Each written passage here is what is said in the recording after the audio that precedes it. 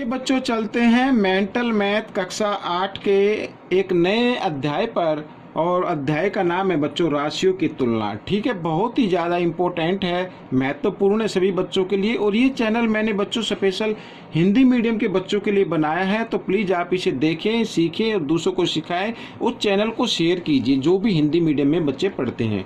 आइए देखिए, यहाँ पर बच्चों हम करने वाले हैं राशियों की तुलना। ठीक है, इंग्लिश में बोलते हैं कंपेयरिंग क्वांटिटीज। तो यहाँ पर चैप्टर नंबर अध्याय नंबर 8 है। ठीक है, अब हम इसको करेंगे। और यहाँ पर बच्चों देख लेते हैं प्रश्न किस तरीके से ये यहाँ पर दिए हुए हैं।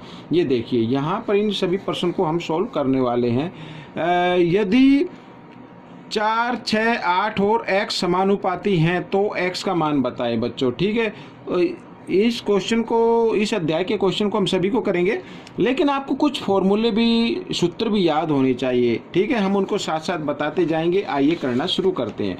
देखिए, यहाँ पर प्रश्न नंबर 1 में लिखा है कि यहाँ पर ये 4, 6, 8 और x समानुपाती है। समानुपाती को लिखते कैसे, देखो यहाँ पर यहाँ पर इसका हल मैं डायरेक्ट कर रहा हूँ।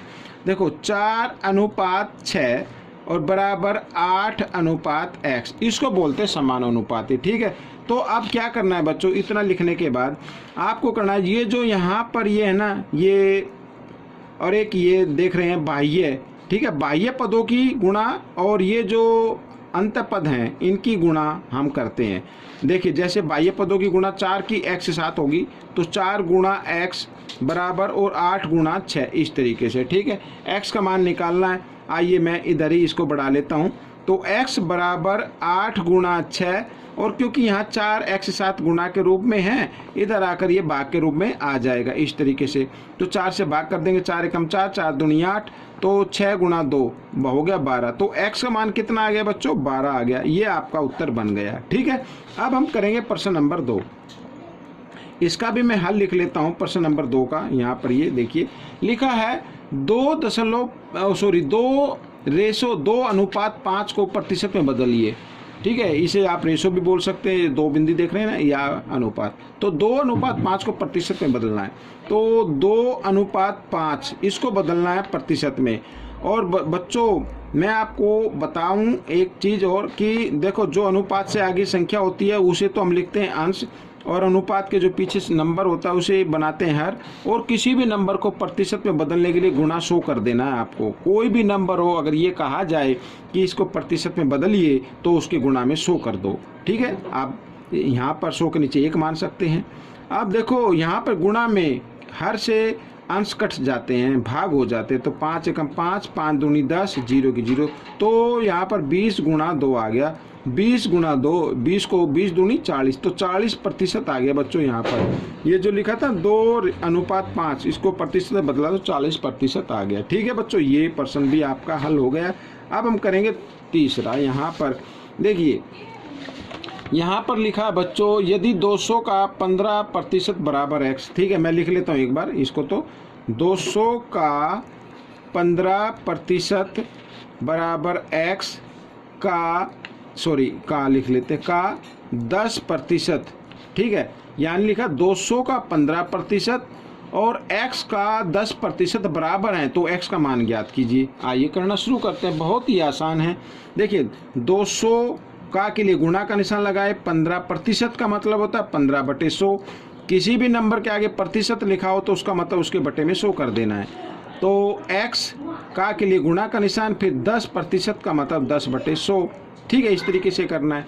अब आपको करना क्या है, यहाँ पर आप चाहे तो 2 0 से 2 0 काट सकते हैं, 15 दूनी 30, इस तरीके से लिख सकते हैं। यहाँ पर 1 0 से 1 0 काट दिया तो x/10 आ गया। ठीक है, अब आपको x का मान ज्ञात करना, तो मैं इधर बढ़ा लेता हूँ। तो x को इधर लिख लेता हूँ और बराबर 30 इधर, क्योंकि इधर देखो नीचे 10 लिखा हुआ है, भाग के रूप में है, इधर आएगा तो गुणा के रूप में आ जाएगा। तो x बराबर 30 गुणा 10 होता है 300।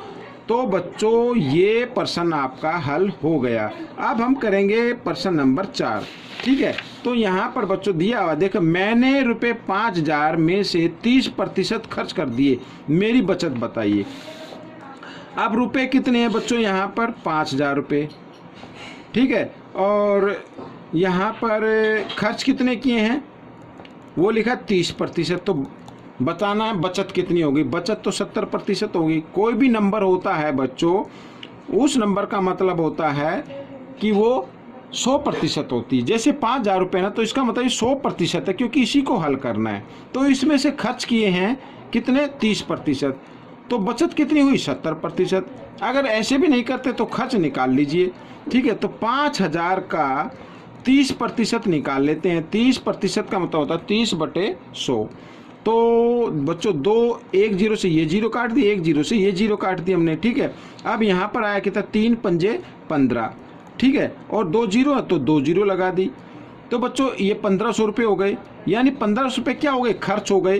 तो बचत कितनी हुई, बचत लिख लेते हैं। तो बचत हुई बच्चों 5,000 रुपये में से 1,500 रुपये खर्च हो गए, तो 3,500 रुपये आ गए बच्चों यहाँ पर।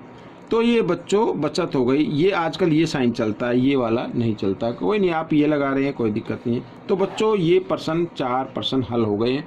आपको ये 4 प्रश्न कैसे लगे मुझे ज़रूर बताएं, और इसमें से सीखकर दूसरों को सिखाएं। मिलते अगले पार्ट में, तब तक आप प्रैक्टिस करते रहिए, दूसरों को समझाते रहिए।